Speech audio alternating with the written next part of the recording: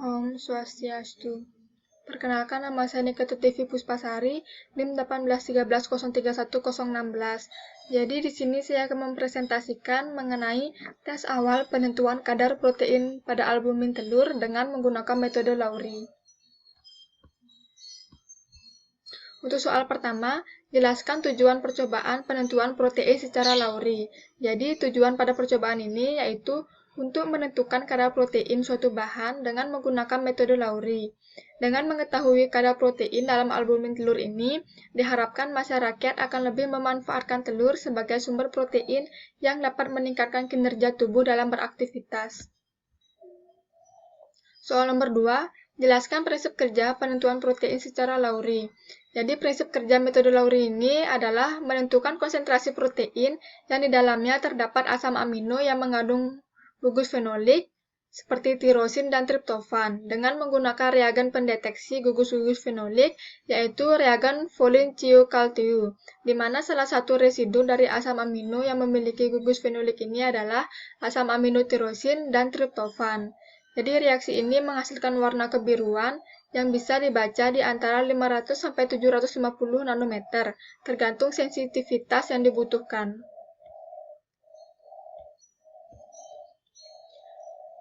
Nomor 3, apa fungsi reagen A dan reagen B dalam percobaan ini? Mengapa harus reagen A dan B perlu dicampur sehingga menghasilkan reagen C? Jadi fungsi dari reagen A dan B yaitu membuat larutan menjadi basah. Karena reagen A dibuat dari Na2CO3 2% dalam larutan NaOH 0,1 molar dan reagen B dibuat dari CuSO4 5H2O 2% dalam 1% larutan Na tartarat. Kedua reagen tersebut dicampur sehingga menghasilkan reagen biuret atau reagen C. Fungsi dari reagen biuret ini adalah untuk membentuk kompleks sehingga yang dikandung dapat diidentifikasi. Soal nomor 4, apa fungsi dari reagen E? Jadi fungsi dari reagen E yaitu untuk menghasilkan kestabilan reagen yang dalam kondisi normal berwarna kuning pucat. Jadi reaksi ini mengoksidasi fenolat, mereduksi asam heteropoli menjadi suatu kompleks molybdenum tungsten. Soal nomor 5, jelaskan langkah kerja percobaan penentuan kadar protein secara metode Lowry. Jadi prosedur kerjanya yang pertama yaitu reagen biuret dibuat dengan mencampurkan reagen A sebanyak 50 ml dan reagen B sebanyak 1 ml. Yang kedua, larutan albumin telur dibuat dengan melarutkan 10 ml albumin telur ke dalam 90 ml Aquades. 10 ml dari campuran ini diencerkan lagi sebanyak 10 kali. Prosedur ketiga, larutan protein standar atau BSA dicampurkan dengan air hingga volumenya menjadi 1,0 ml. Hal yang sama juga dilakukan pada larutan sampel, yaitu larutan albumin telur. Sebanyak 5 ml reagen biuret dimasukkan ke dalam masing-masing tabung yang berisi larutan standar sampel. Kemudian campuran ini diinkubasi selama 10 menit pada suhu kamar. Yang kelima, sebanyak 0,5 ml reagen fenol ditambahkan ke dalam masing-masing tabung reaksi kemudian dikocok. Tabung-tabung ini diinkubasi selama 30 menit pada suhu kamar. Waktu inkubasi dimulai setelah penambahan reagen fenolik Chiucaltiu ke dalam tabung terakhir. Dan prosedur terakhir yaitu absorbansi dari masing-masing larutan tersebut diukur dengan spektronik 20 dengan panjang gelombang 700 nanometer. Soal nomor 6, mengapa terjadi perubahan warna pada penambahan reagen pada protein? Jelaskan mengapa demikian. Jadi pada saat reagen biuret terjadi perubahan warna larutan menjadi bening kebiruan. Hal ini disebabkan karena terbentuknya kompleks Cu2+ dengan asam amino pada larutan albumin telur. Kompleks yang terbentuk adalah sebagai berikut. Jadi Cu2+.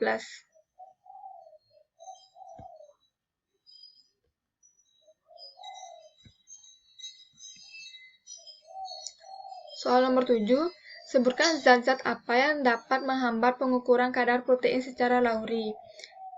Jadi, zat-zat yang dapat menghambat pengukuran kadar protein secara Lowry adalah buffer, asam nukleat, gula atau karbohidrat, detergen, gliserol, trisin, EDTA, senyawa-senyawa kalium, sulfidril, disulfida, fenolat, guanin, xanthin, magnesium, dan kalsium. Jadi zat-zat tersebut dapat merubah warna pada larutan yang menyebabkan kompleks terganggu, karena menyerupai reaksi dengan protein sehingga dapat menghasilkan analisis protein. Soal nomor 8, hukum Lambert-Beer merupakan gabungan dari hukum Lambert dan hukum Beer. Jelaskan perbedaan kedua hukum ini. Jadi, perbedaan hukum Lambert dan hukum Beer adalah pada hukum Lambert, serapan berbanding lurus terhadap kestabilan sel yang disinari. Dengan bertambahnya sel, maka serapan akan bertambah. Rumusnya adalah A sama dengan K dikali B. Sedangkan pada hukum Beer, yang berlaku untuk radiasi monokromatis dalam lautan yang sangat encer, serapan berbanding lurus dengan konsentrasi dengan rumus A sama dengan K kali C. Soal nomor 9, reagen biuret dibuat dengan mencampurkan reagen A sebanyak 50 ml dan reagen B sebanyak 1 ml. Jelaskan mengapa larutan ini dibuat secara fresh dan mengapa perbandingannya 50 A berbanding 1 B. Jadi larutan dibuat secara fresh agar campuran yang terbentuk sempurna. Jika larutan tidak fresh, maka akan berpengaruh terhadap analisis yang dilakukan. Perbandingan 50 berbanding 1 dilakukan agar tidak terbentuk endapan dalam campuran. Soal 10, larutan albumin telur dibuat dengan melarutkan 10 ml albumin telur ke dalam 90 ml Aquades. 10 ml dari campuran ini diencerkan lagi sebanyak 10 kali. Apa tujuan dari pengenceran ini? Jadi, tujuan dari pengenceran ini yaitu untuk memperkecil konsentrasi sampel. Oleh karena itu, dengan adanya pengenceran, larutan sampel yang diukur akan mempunyai absorbansi di antara kurva kalibrasi, sehingga konsentrasi protein yang terkandung dalam albumin telur dapat diketahui. Soal nomor 11, larutan protein standar atau BSA dicampur dengan air hingga volumenya menjadi 1,0 ml. Hal yang sama juga dilakukan pada larutan sampel atau larutan albumin telur. Apa perbedaan albumin telur dengan BSA? Jadi albumin telur atau putih telur ini merupakan jenis protein monomer yang larut dalam air atau garam yang mengalami koagulasi ketika terpapar panas. Sedangkan larutan BSA atau larutan protein standar ini merupakan larutan standar dalam penentuan kadar protein yang merupakan bentuk protein murni dari albumin telur. Soal nomor 12, tujuan langkah ini sebanyak 5 ml reagen biuret dimasukkan ke dalam masing-masing tabung yang berisi larutan standar sampel. Kemudian campuran ini diinkubasi selama 10 menit pada suhu kamar. Jadi tujuan penambahan 5 ml biuret ke dalam masing-masing tabung yang berisi larutan standar yaitu untuk membentuk kompleks CU protein.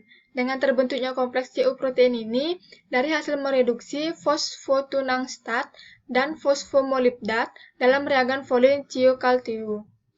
Sedangkan tujuan larutan diinkubasi adalah agar reaksi berlangsung sempurna dan tidak terjadi penggumpalan pada larutan protein. Soal nomor 13, langkah ini.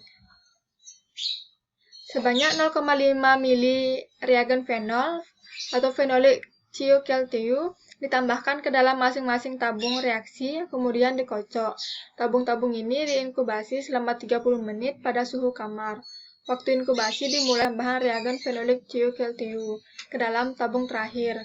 Jadi tujuan penambahan fenol ini untuk mendeteksi gugus fenolik yang terdapat pada larutan protein.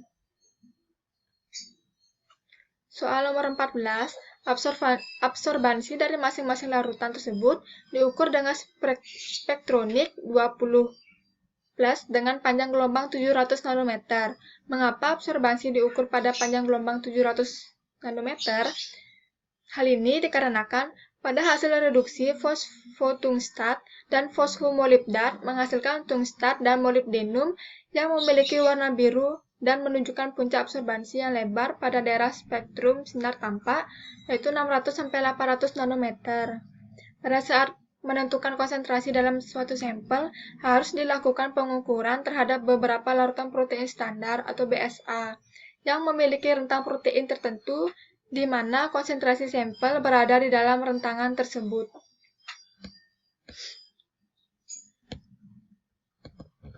Soal terakhir yaitu soal nomor 15. Apa perbedaan prinsip antara penentuan protein secara kidal dengan metode Lowry?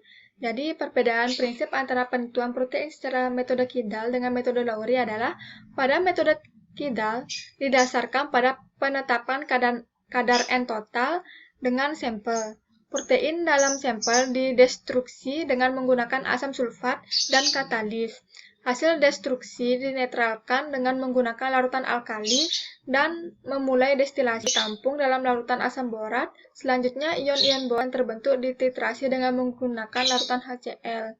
Sedangkan pada metode Lowry didasarkan pada pengukuran serapan cahaya oleh asam amino dalam analit akibat berinteraksi dengan cahaya elektromagnetik. Pengukuran dilakukan pada panjang gelombang serapan maksimum yang diperoleh berdasarkan scanning larutan Blanco. Penentuan konsentrasi protein pada masing-masing sampel menggunakan data absorbansi sampel yang diinterpolasikan pada variabel Y, persamaan garis lurus dari kurva kalibrasi, sehingga didapatkan hasil variabel X sebagai konsentrasi. Sekian presentasi yang dapat saya sampaikan. Apabila terdapat kesalahan kata, saya mohon maaf. Saya tutup dengan Parama Santi. Om Santi Santi Santi Om. Terima kasih.